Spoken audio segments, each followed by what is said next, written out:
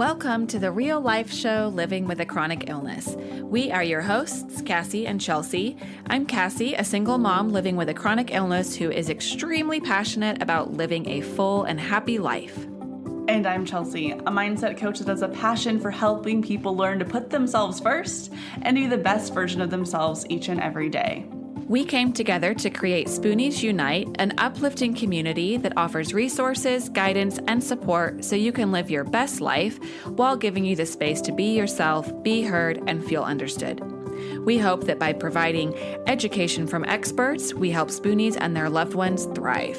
This show is not only for those who live with a chronic illness, but their friends, family, spouses, and just anyone else existing on the earth. Our goal is to normalizing having a chronic illness by sharing the real stories with real people and show the world how relatable those everyday struggles can be. There's a little something in here for everyone. And of course, thank you to our patrons for your continued support making this possible. If you love our show and want to get some extra goodies, go to patreon.com/TheRealSpooniesUnite. Enjoy the show. Hello, everyone, and welcome to today's episode of the real life show, Living with a Chronic Illness. Today, we are talking all about one of my personal favorite topics, movement, and what that means within having a chronic illness.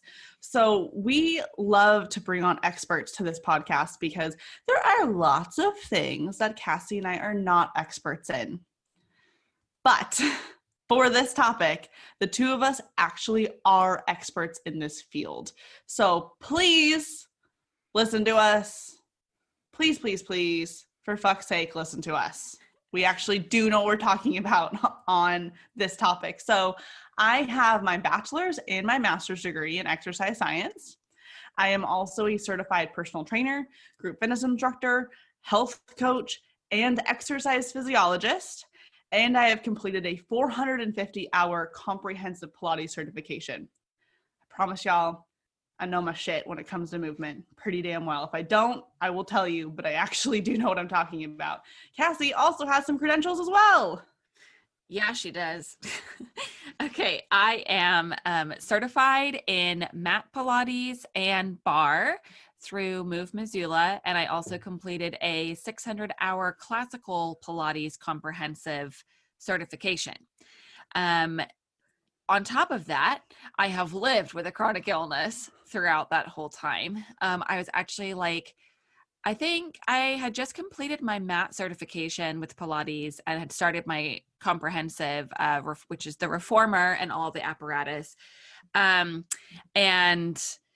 I was halfway through that training when I got my diagnosis. So yeah, I've been chronically ill through the majority of it. Anyways, so my credentials with my chronic illness would be that I have Crohn's disease, and which is a digestive inflammation. It's an inflammatory disease of the digestive tract. And one of the other really big symptoms that I have had with Crohn's is joint pain, joint inflammation, and various other issues with my joints and muscles. I have thrown my back out twice, and Pilates and physical therapy really helped get me back on track. So when people come in with low back issues, neck issues, I get it. I have been there. I have worked through it. I have fucked my back up for 6 months, can't do anything except hardly even walk, can barely sit, can barely lie down, truly big problems. So I get it. And I've had ovarian cysts rupture, which has messed up a lot to do with my pelvis. I have a potential pending endometriosis diagnosis. I've had all sorts of other pelvic issues and rectal issues because of my Crohn's, which has affected exercise a lot. And then on top of that, I've worked with tons of clients that have either chronic illnesses, recovering from injuries, surgery rehabilitation, arthritis, and various other ailments. So as exercise professionals, Chelsea and I have seen it all. And yeah, we really know what we're freaking talking about when we say that movement heals. Yes. Take it away, It Chelsea. 100% does. So I like to say that I'm not your typical personal trainer. I never was at the beginning. I have never had a desire to focus on weight loss, period. And so the way that I view movement and exercise in general is that you just need to move your body, because in all honesty, your body has no freaking idea what you're doing. It just knows that you're moving and the intensity that you're moving at. So your body has no idea whether you are doing Pilates or you're going for a run or if you're doing weightlifting. It just knows that it's moving, that its muscles are contracting, that your blood is pumping, your heart is beating faster, your joints are moving. That's what your body knows. It knows if something is easier or if it's more moderate, if it's more challenging. That's what your body, it has no idea whether you're doing one thing or the other. And so I don't know how many times I've been asked, well, what's the best workout for this? What's the best workout for this chronic illness? What's the best workout for this goal? It doesn't matter. I'm going to say it again. It doesn't matter as long as it feels good for you and your body. If you learn one thing today, it's that, please. Because we put so much pressure on ourselves to do the right exercise, the right movement. And there's not really a right or a wrong as long as you're moving your body. You can go for a 5-mile run for an hour, or you can turn on your favorite dance songs and dance in your house for an hour. You're still moving. That's literally all that matters in the end. And so when you're trying to figure out what movements work for you, which ones don't work for you, really focus on what feels good to your body and your mind. I am not a big fan of running. That being said, that doesn't mean that I never go for a run. Sometimes I feel like going for a run. Sometimes I want to move faster and pump my arms and have really big strides with my legs. That's great. Am I going for a 20-mile run every day? Good God, no. I probably don't even go for like a 1-mile run like once or twice a month. I do it very, very, very rarely. The last time I ran was over a year ago because that was the last time it felt good for me to run. I used to absolutely love weightlifting, but about a year ago, I decided to try some new stuff, was doing a lot more Pilates, a lot more bar, and I really, really enjoyed that. And so that's what I've been doing because it feels good for my body. It makes me feel strong. My joints don't hurt when I do it as much. I am able to get the end result that I want, which is feeling like I worked hard without overdoing it. And so that's what I think is really, really important. And as you're trying to figure out, well, what movements feel good for you, what intensities feel good for you, you have to play around with it. There's some days I know I can go and I can kick my own ass. And I could do all of this high intensity interval training. I can't do it for an hour, but 20, 30 minutes, I'm like, yeah, I can do this. I can kick my own bike or kick my own butt on my bike in my house. I have a stationary cycle that I can use.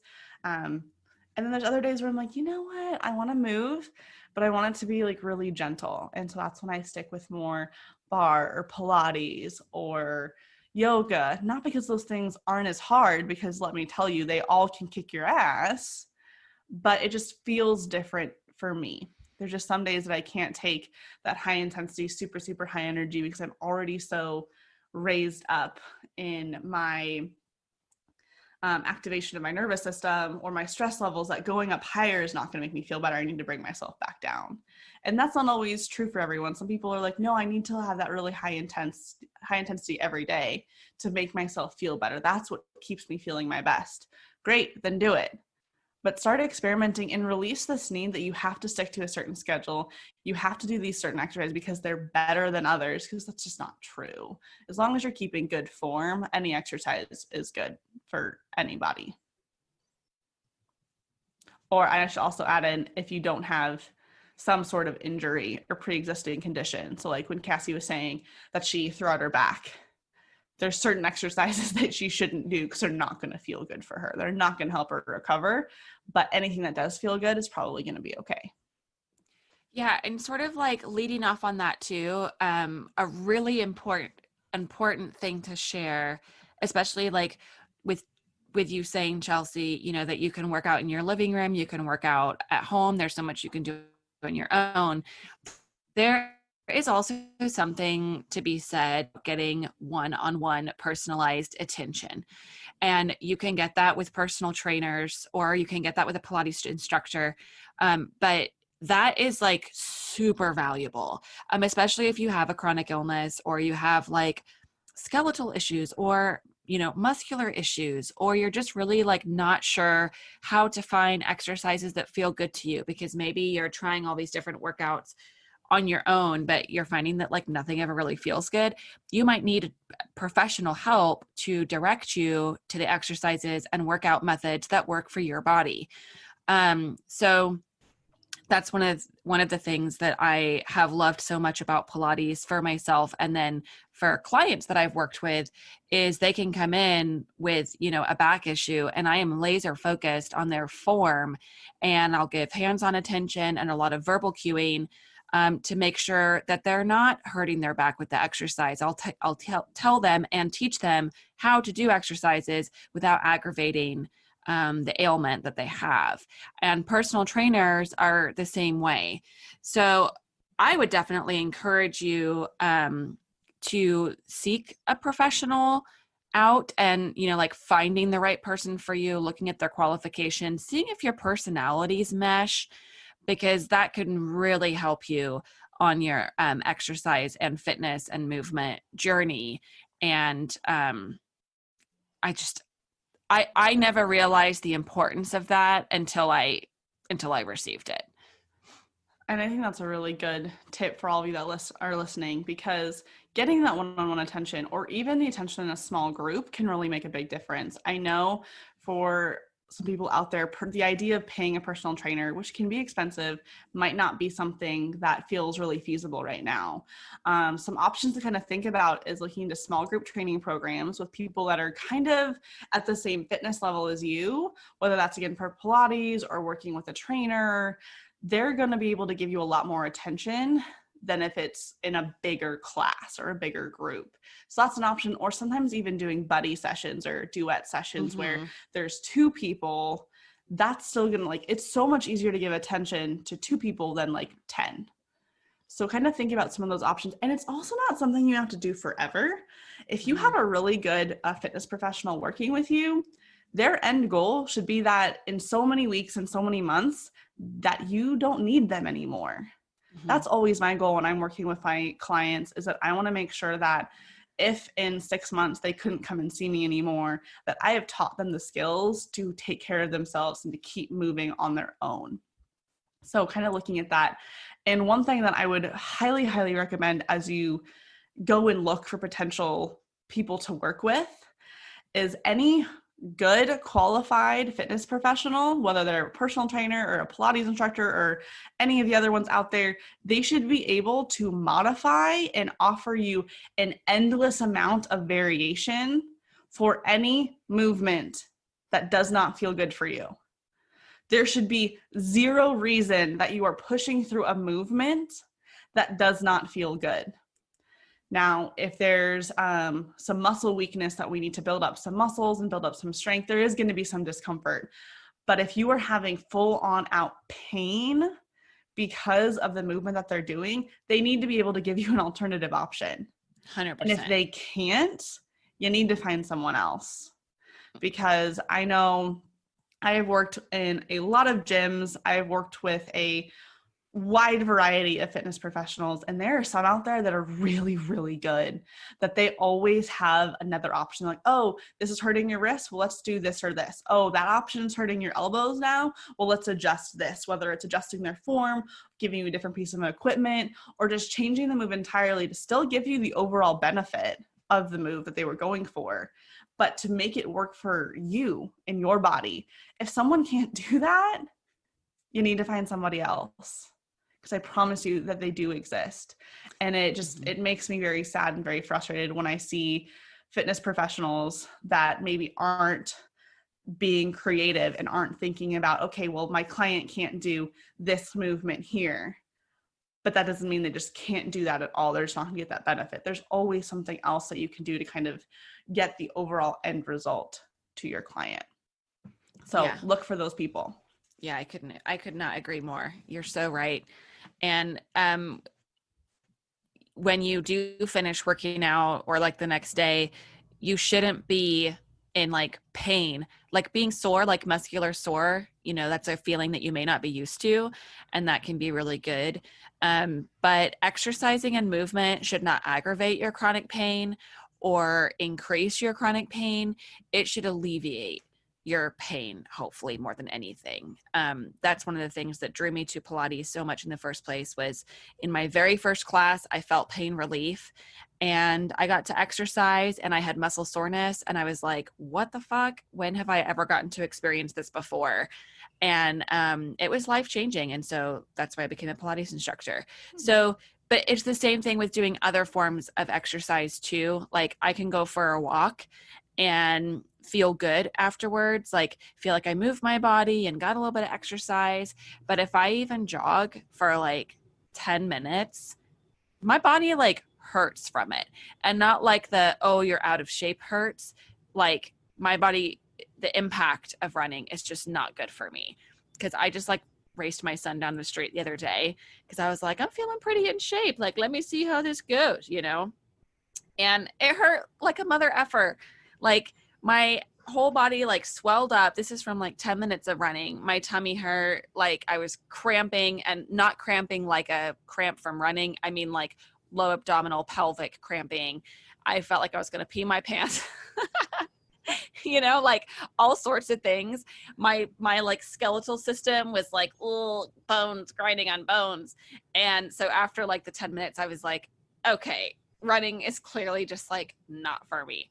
So that's just an example of like, if it hurts and you intuitively are feeling like this is not the right thing for me, then don't do it. And Chelsea's exactly right. Like find someone who can show you a modification to help you achieve what you want to achieve.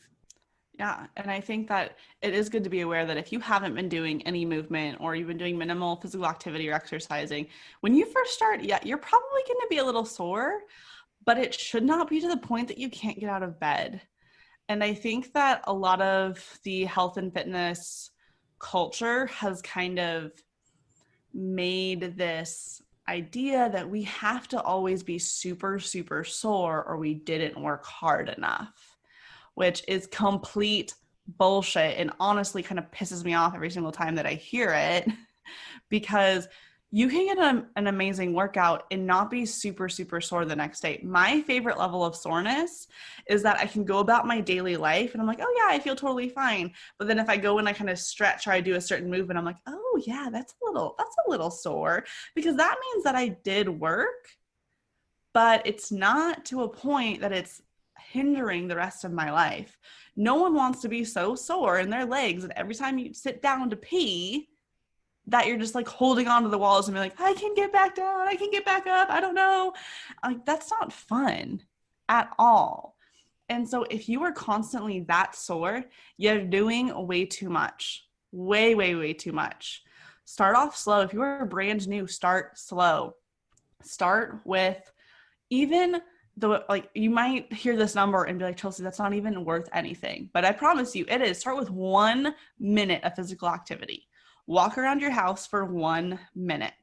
Now, depending on where you're at, depending on what your fatigue is, your energy levels are, that might be more than enough for right now, but you have to start somewhere. I was working with a client not too long ago who she was really wanting to get back into an exercise routine, but with her chronic illness diagnosis, she just felt like she couldn't. And so we started with, okay, like let's just do a couple minutes at a time. Let's do 1 or 2 minutes. If that feels okay, then we do a little bit more, but just adding on a little bit by little bit. Because if you do 1 minute one day and you're like, man, I feel so great, and then you do 5 minutes the next day and you feel like shit, well, then 5 minutes was too much.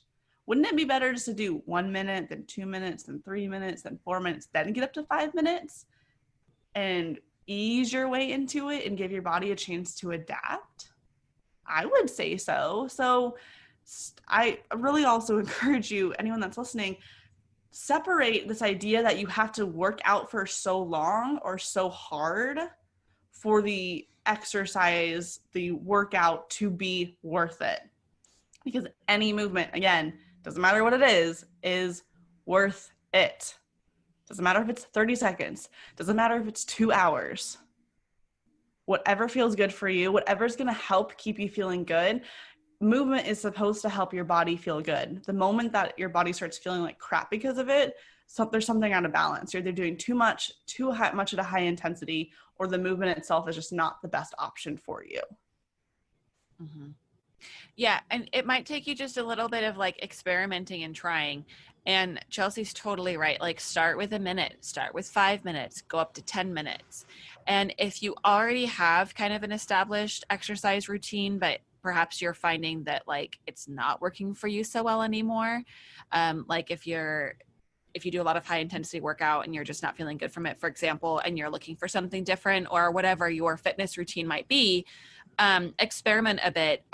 Generally, Pilates and bar classes are an hour long, 55 minutes to an hour. And I have found that I really do most of the time do better if it's like 30 to 45 minutes.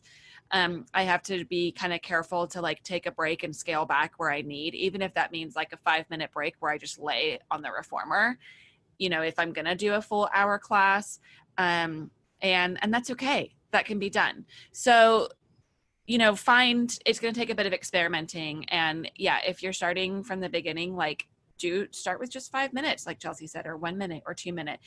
And if you have something established, but you're feeling like it's not working for you, I encourage you also to just like experiment a little bit and see how you feel afterwards. And another example of that too is I have a client who has Hashimoto's, which is a autoimmune thyroid disorder and an underactive thyroid or like extreme hypothyroidism.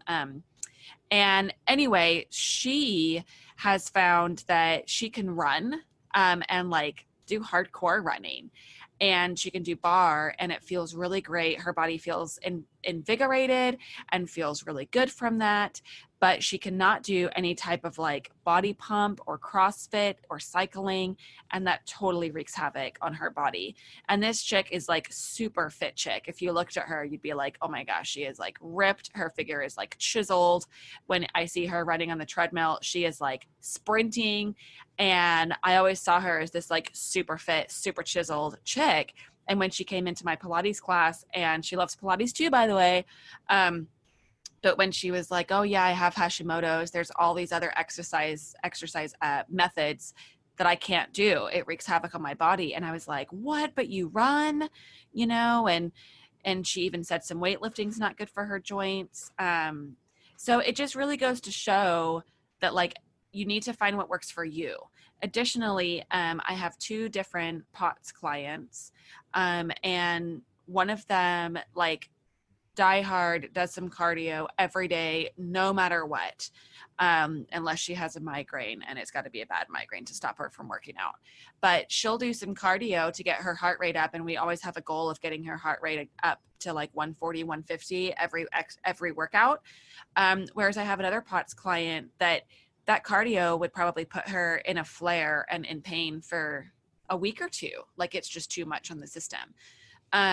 And so everybody like really is different. And so you really do need to experiment and find what works for you. And that might mean that like there's going to be some uncomfortable things along the way while you're experimenting a little bit. But just focus on what Chelsea was talking about with like how that discomfort should feel. Is it like productive and healthy discomfort with your muscles, or is it like your joints fucking hurt, or like your ribs hurt, you know, your neck, your brain, like things like that, because that's a different issue. Yeah. And if you're new to exercising, because maybe you've just been really scared of having it put you into a flare, or scared of hurting yourself, or just don't know what to do, then it might take a little bit of time for you to be able to differentiate between muscles working pain and like bad, my joints, my body hurts pain. And so just feel free to give yourself permission to kind of take it as you need it and ease into it. And even if you're like, well, I don't know if this is hurting because muscles are working hard or if it's because it's really hurting the spot in my body. I mean, I'm all for erring on the side of caution and just like taking a break. And then maybe the next day you can be like, okay, well, yeah, I'm a little sore there, but it's not the same pain as I normally have when I have chronic pain flare up. So, okay, that's maybe a little bit more of this. That'll help you learn. It's all a learning process. Just give yourself permission to take it one step at a time and give yourself breaks as you need to. You do not have to push through pain. No pain, no gain is my least favorite saying in the entire world. I think it's complete crap. I love that you just said that, by the way. And so, Chelsea, like, speaking of which, maybe you can tell our listeners a little bit more about not feeling guilty if you can't do what you used to do. Yes. So that's something that I think affects all of us. So I don't have a chronic illness diagnosis. I am your normal, I hate using the word normal, but I'm like your normal healthy person. And there's, for me, still things that I could do in my past that I can't do now. I was a track athlete when I was in high school, and I could run like 7 miles, no problem. Like that was my after school workout, was to go run 7 or 8 miles. Yay. If I ran 7 or 8 miles now, it'd probably kill me because I'm not in running shape. And so I know for me, anytime that I try to get back into running shape or when I have in the past, I've always remembered where I was compared to where I am now. And so that comparison is very, very, very normal. You're not weird because you're feeling that. Everyone feels that. But what I really encourage you to do is release that guilt, because me going for a run now and being like, man, my 20-something-year-old body just doesn't feel as good running this far as my teenage body did. Because one, it shouldn't feel the same for anyone. Our bodies change over time. And so giving yourself the space that things are going to feel different is okay. And I would really start to encourage you, if that's something you're struggling with, to look at what you can do. Because if you've had your diagnosis or you're going through trying to figure out what's going on in your body, adding on that extra guilt, that extra stress of, well, I can't do the same thing that I used to be able to do, it's not going to help you get there. It's going to actually tear your body apart even more, mentally, physically. Just, it's not worth it. So thinking about what you can do instead of what you used to be able to do and can't do anymore is going to be a lot more beneficial for you to feel like you can keep going. And that's where, again, start small, little piece by little piece. Like no one runs a marathon by just going out and running a marathon. They start slow. And so maybe your personal marathon is just getting moving, maybe moving 10 minutes, 30 minutes, up to an hour. And asking yourself, well, where is this guilt coming from? Why does this matter so much for me? And looking at what is it that you really want to be able to do with your movement? And is that what you want realistic? I could probably go out and figure out how to be a gymnast, but it would probably take me a really long time. And I'd probably hurt myself in the process because my body is not designed to be a gymnast, especially quickly. It's going to take some time to get there. And I think just by being able to honor where you are right now, and it's okay to miss what you used to be able to do, but really appreciate where you are, that you can move still, or you can do anything that you're still able to do. That alone is really, really important, because there's lots of people out there who maybe are bedbound or in wheelchairs or just for various physical limitations can't do that movement, period. And if you are in the situation listening to this, maybe you are in a wheelchair or you're bedbound and you're like, Chelsea, the idea of going and moving for even a minute is just too much right now. Well, just, again, meet yourself where you are. Can you move around for 10 seconds? If that's what you can do, awesome, great. Celebrate that and then go from there. You don't need to feel guilty. Yeah. And there's like there's some really great, even like videos that I've seen out online about really good arm workouts that you can do from seated. If your health is in a position that you are either like chair bound, bed bound. Additionally, I'm going to say it again, Pilates might still be the thing for you, because there is equipment and props out there that can really help you and support your body. So I worked with a client who had a stroke, and so she had paralyzed majority of the left side of her body, and she had a lot of nerve issues, and so her left leg in particular would kind of go rogue, and that neurological connection wasn't it still needed work. And so when she would get on the equipment, it was really helpful for her because of how much the equipment supports you and helps you. So I really encourage you, that Pilates has been accessible to, oh my gosh, I mean, there's just like to everybody. You can look up articles on clients. Like there was a woman who became a Pilates instructor who had a shark attack and lost her leg. And Pilates helped bring her body back to the place that she wanted it to be. So there's just there are so many stories. So I really encourage you for Pilates. Now, going into Pilates a little bit, it is such a great movement modality for health issues. It's amazing. It's really amazing. Is. And I know we're biased because we're Pilates instructors, but there's a reason we became Pilates instructors. 100%. I've seen a lot of movement stuff out there, and Pilates is by far my absolute favorite. Yeah. And that's coming from all of Chelsea's qualifications and experience with exercise and fitness and education. And then coming from my experience of living with this illness and trying all these different fitness regimes, and Pilates is fucking where it's at. So, okay. One of the things I wanted to share about Pilates is that it was created by Joseph Pilates. He was a nurse during World War I, and he had already studied tons of different forms of exercise. He was a boxer. He was into contrology, and all sorts of he studied the way that animals moved. He posed for various anatomy, physique drawings and photographs for anatomy books. So he really took care of his body. And so during World War I, he ended up being a nurse, and he had all of his patients in hospital beds, and they couldn't exercise, they couldn't rehabilitate their bodies, they couldn't move much. A lot of them were bedridden. So he created these and built these various frames and springs and pulleys and straps around their hospital beds so that they could move and rehabilitate their bodies. So when you learn that that's how Pilates started, it kind of shows why it's accessible to everybody. So whenever I have someone come in, a new Pilates client, I always start with that story. It's it is available to everyone, no matter what your fitness or physical level is.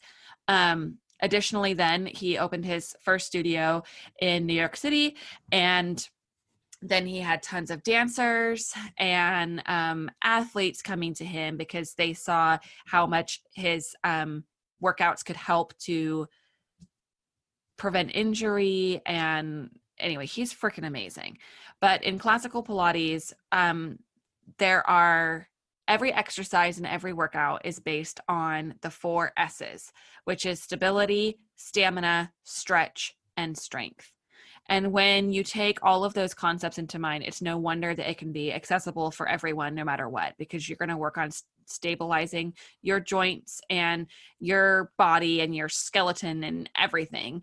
You're working with increasing your stamina, which is we all need.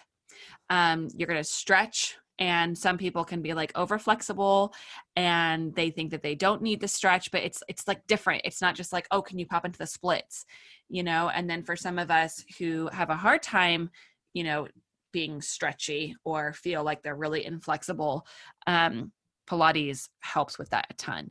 And then every exercise also uses strength in Pilates. So I am definitely the strongest I've ever been through doing Pilates, the most flexible I've ever been. I have the best stamina I've ever had, and my body is the most stable it's ever been. And if I didn't have that basis, I can't imagine how much worse my body would be with the illnesses that I have, and when I have hurt my back in the past, like I can't imagine how much worse off all of it would be if I didn't have my Pilates background and the support of Pilates to help heal and get me better and on my way. If you have arthritis, fibromyalgia, nerve issues, scar tissue issues, it can help with even that, inflammation, and just fantastic for like everyone and all of you. You need Pilates. Don't care who you are or what you like to do. You're going to thank us later when you go and find a good qualified instructor. Now, just like Chelsea was talking about finding the right personal trainer for you, finding the right Pilates instructor is really important as well. There's a lot of different trainings out there, just like there is for everything, personal training, yoga, like all the stuff. There are some kind of like long weekend courses for reformer training, which is like completely insane to me. And I don't even know how that's like possible because there's just so much material, so many variations, and so much that the body can do that I don't know how it could possibly be squeezed into that like small amount of time. So I encourage you to find an experienced instructor or look at what their training was. They are long trainings for, reformer certifications, which also includes like tower, chair, Cadillac, ladder barrel. That's what encompasses the comprehensive training. Even for mat classes, you can get a ton out of mat classes, especially if you have the right instructor. But the equipment is really nice because of the support that you're going to get. So also you'd be probably surprised to learn like how many Pilates instructors have their own, health journey that they went through to get where they are or experienced, Pilates benefiting their body in a certain way. I've shared like how much I loved it and what it's done for me, but Chelsea, even you saying that it was like one of the best exercise modalities out there, and everything that you've done coming from like high school track athlete to like, exercise science masters, like everything that you have, what made Pilates stick out to you? So I was first introduced to Pilates when I was doing my master's, and originally my career goal was to be a physical therapist. And I kind of drifted away from that and was like, I really like this health and fitness field. I like helping people in this way. And it didn't require 3 years of extra school. I only went to 2 years of extra school for my master's versus 3 to get my doctorate for PT school. And the first time I stepped into a Pilates studio, I was like, this reminds me a lot of physical therapy because of the way that they're approaching and the specificity of all the movement. And so my eyes kind of like, my brain were picking up on all these things. I was like, man, this is a really kind of a combination of physical therapy and like this health and fitness field that I love. I really felt like it was this perfect blend. And the more that I did it and the more that I learned about it, it to me is just a much more precise, controlled way of moving your body. Because in my professional opinion, you can go through any movement and move your body and you're going to get some benefit from it. But if you're not using the right muscles to get that movement to happen, then you're not doing yourself any good. Like squats is something that we do every day. If you're like, oh, I don't squat, then you're lying because you get in and out of a chair and out of a car and out of your bed literally every day. Unless you're one of those people that for various reasons are not getting out of your bed or out of your chair, then that's different. You're not included in this. But most of the population is doing a squat every goddamn day. But most of us also do it wrong. And I was one of those people for years. I played softball, basketball, I ran track. I was very active as a child, and I continued to weightlift all through college and into grad school. And I was like, yeah, I'm really strong. And on other episodes, I've mentioned that I don't have the biggest booty. Well, part of that was because I wasn't using my glutes. Most of us, when we squat, don't use our glutes, the big butt muscles that are really strong and powerful and should be used to do movements like a squat. We use our quads, the front of our thighs. And that's not proper movement. Yeah, we can still do the movement itself, but we're not using the best muscles to do that. Or maybe you're dropping something on the ground and you're picking something up. We don't tend to squat down into it and use our big, strong leg muscles and glute muscles to bring us back up. We use the little tiny muscles in our back that don't like to do the heavy lifting. And so you can, while I said earlier, all movement is good, you still want to have good form and good control. And there has been nothing out there that has allowed me to connect into my body the same way that Pilates has. I, again, said I spent years squatting. I was like, I'm totally doing it right. I'm doing all the form cues. I'm pressing through my heels. My knees are behind my toes. I'm doing it so good. But I was not connecting into my glutes. I thought I was. And then after I started doing Pilates, because the way the equipment is put together, it kind of forces you to use certain muscles. Like if you've ever done a bridge on a reformer on a fairly moderate to light spring, your glutes and your hamstrings are going to work like hard.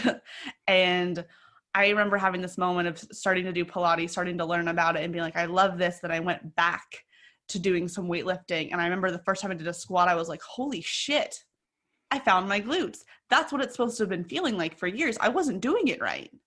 And at that time, I've been personal training at that time. Like I was supposed to really know my stuff. And while I did know everything, I wasn't connecting to my body in the same way. And so through learning about Pilates, the principles of having so much control and precision and really connecting in to your muscles, your body, your breath, I was able to learn so much more about how our body was actually supposed to move and how to help myself and my clients move in the most efficient, effective way possible. And the more that you do those efficient and effective movement patterns, the more automatic they come. And so now I don't have to think about engaging my glutes when I do exercises. They just do most of the time. Some days there's days I'm having a hard time connecting, but most of the time they just activate. And because of that, I've had less back pain. I've had less knee pain because the right muscles are doing their job. There's not other joints or other muscles having to pick up the slack. And I know for me, once I started doing Pilates, I was still teaching other classes and training clients, but I started noticing how much of what I was learning through Pilates was seeping into the rest of what I was doing. Because I did honestly feel like it was just this foundation that I wish everybody had. I truly believe that I do not care what you do. I don't care if you have a chronic illness. I don't care if you've got an injury. I don't care if you're a weekend warrior athlete who does all of these races or competitions. Pilates is going to help you do whatever it is that you love better and more effectively and decrease your pain no matter what. I love that because that is the goal. Like Pilates is supposed to help you live the life that you want to, like outside of the studio. And I love that you addressed that mind-body connection, Chelsea, because that is like such a huge part of Pilates and why so many like professional athletes have started doing Pilates is because of the connection they've made with their bodies and that like meticulous movement.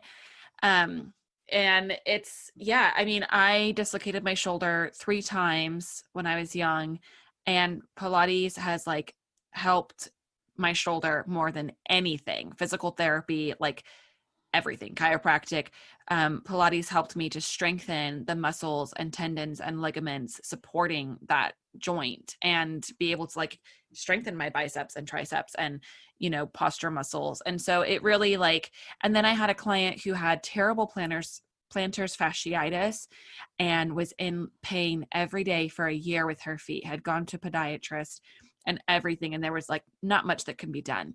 She is in her 60s. She started doing Pilates and she was like pain free with her feet from Pilates, which is like incredible. So freaking try it. It's amazing. All of you could benefit. Just find the right instructor. If you go in and you don't mesh or don't click, try somebody else. And we totally encourage you that this could be the thing that was missing for you if you have really like not found what you love. And if you've tried it and you're like, I hated Pilates, I encourage you to try it with someone else. And otherwise, yeah, you know, and Chelsea, I would love for you to talk a little bit about some of the interesting like statistics and stuff about general health, because you've talked about starting with a little bit of movement, or, you know, having these time pressures on ourselves to work out this much every day. And statistically, what you think you may be having to do for your health may not actually be correct. Right, Chelsea? Oh my gosh, it's one of my favorite topics. But I did want to add in one last thing about working with a good professional, trying something new. If you don't like it the first time, try it again. One thing that I, as an instructor, get frustrated on is when people aren't communicating to me that something hurts. Oh, yes. Because Speak I up. can't help you make it feel better if Oh my you don't gosh. tell me it hurts in the first place. And it is, this has happened to me a few times. It happened more often when I first started, and maybe myself was not as good at asking some of the questions, but I had people come and try Pilates, and then they were like, "Oh my God, my shoulder hurt the next day." And I'm like, "Okay, well, let me ask about like where did it hurt? Was there a move that bothered you?" And then they told me like, "Oh yeah, I've got a shoulder injury that I didn't tell you about." And I'm like, "Well, I wouldn't have done half the things that we did if I would have known you had a shoulder injury. Also, if it bothered you during the time, why didn't you tell me?" It goes back to, there are so many variations of movement and exercise that if something doesn't feel good for you right in that moment, I promise you we can find something else. But again, your instructor cannot do that if you don't tell them. So please, please be open and honest about what feels good. You're not going to hurt my feelings if you're like, or any instructor's feelings. And if you do hurt someone's feelings, then they need to work on themselves as an instructor. But you're not going to hurt someone's feelings if you're like, "Man, this move really, really hurts my back," or "This is killing my hip or my foot," or whatever it is. Please, for the love of all things good, tell your instructor, because they can fix it for you. They can give you a different option. They can help change it up with a prop or change your springs if it's like they can help you. I promise. Speak up. Yeah, I wanted to add friggin' that in. could not agree more. You're so right. Speak up. We want to know. We're not going to be offended. We want you to feel good when you leave. We're there to help. We are not in your bodies, so we can't feel it all the time of what you're feeling. I will say that we can sometimes feel what muscles are working and stuff like that, but we can't feel the discomfort. So speak up. Don't be shy about it. Like, we want to know. We're friendly. We're friendly folk. And I can speak for most exercise professionals. And For sure. I'm really glad that you added that in, Chelsea. Yay. Yes. So then moving on to some of these general health kind of just statistics and information. So one thing that I found super, super interesting as I was going through some of my certifications and education is that when you look at the recommendations for exercise, for physical activity, for general health, it's actually not this massive amount that we built up in our head. So like, I know when I talk to clients or just talk to just different individuals about how much do you think you need to exercise to be healthy? They're like, "Oh, I need at least an hour every day, like kicking my own butt." Like, I hear that answer all the time. And I'm gonna tell you right now, that is not accurate. It's not true at all. So based off of the American College of Sports Medicine, which that is a group of smarty pants individuals who've done tons of research, and they're really smart. They put together some guidelines that I know I follow as a health and fitness professional. My exercise physiologist certification is through ACSM. And so I definitely follow their guidelines because it's within my scope of practice and my education to use the information that they're giving out. And one thing I find so interesting is if you are, again, going for general health, so if you've got a chronic illness, this might be a little bit different depending on how you're feeling, but for general health, you need 150 minutes accumulated across a 7-day period, aka a week, of moderate physical activity for general health guidelines.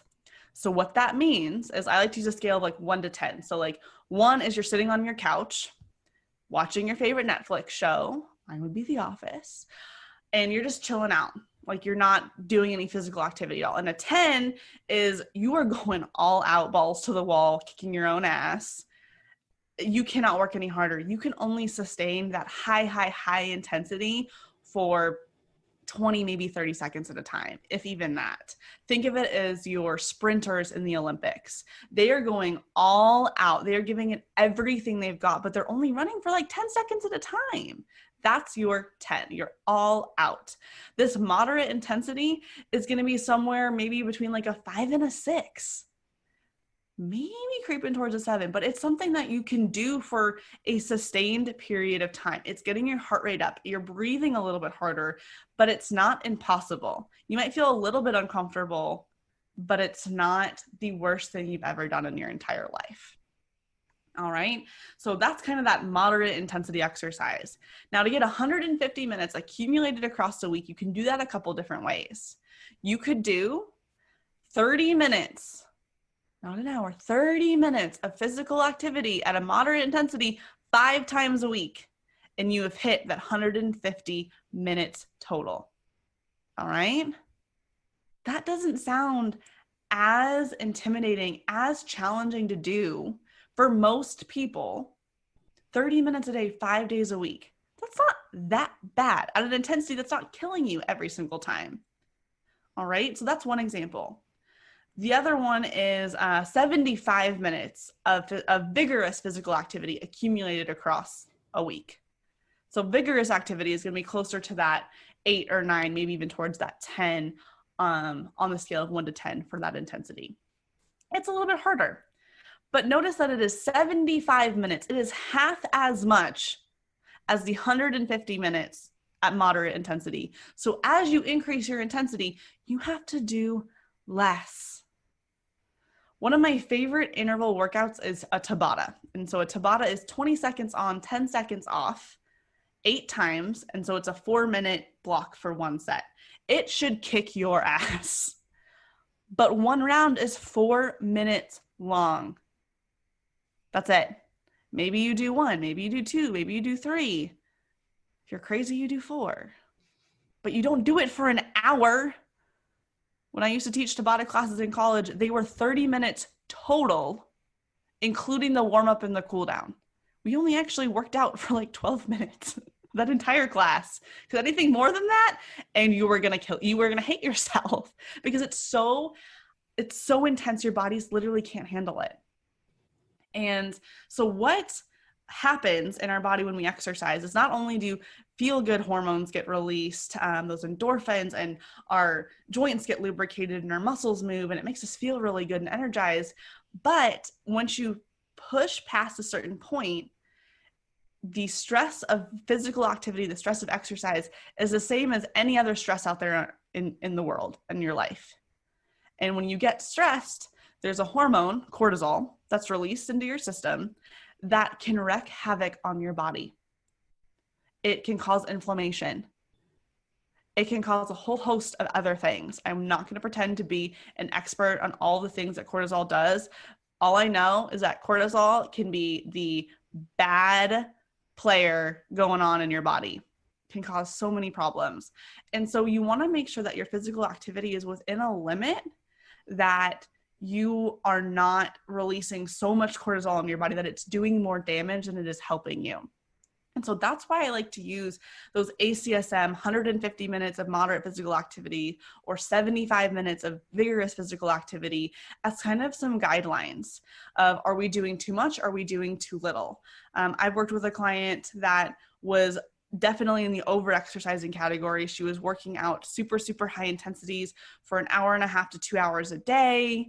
And she just felt like crap. She didn't have a chronic illness, but she was exhausted. She was irritable. She was tired. She was hungry all the time. And while she had a weight loss goal, she wasn't losing any weight because cortisol was wreaking havoc in her system. It was way too high. And so she couldn't reach any of her goals. When I convinced her to just experiment with doing less, lower intensity, moderate intensity exercises, things that felt good for her, and not feeling that she needed to work out 2 hours, 6 days a week, she actually started noticing changes in her body physically, as well as her mental and emotional state. So just know that you do not have to kill yourself every single workout. And when I kind of give this little talk, because it's one of my favorite things to talk about and to share with people, the next question I get is, well, what about like if I'm training for a marathon or if I want to do more? I love exercising. I don't want to only work out for 30 minutes a day, 5 days a week. I want to do more than that. All I have to say is that's okay as long as your body feels okay for it. And that's where really getting to know yourself and how your body feels and how your body reacts to certain modalities of exercise is going to make a big difference.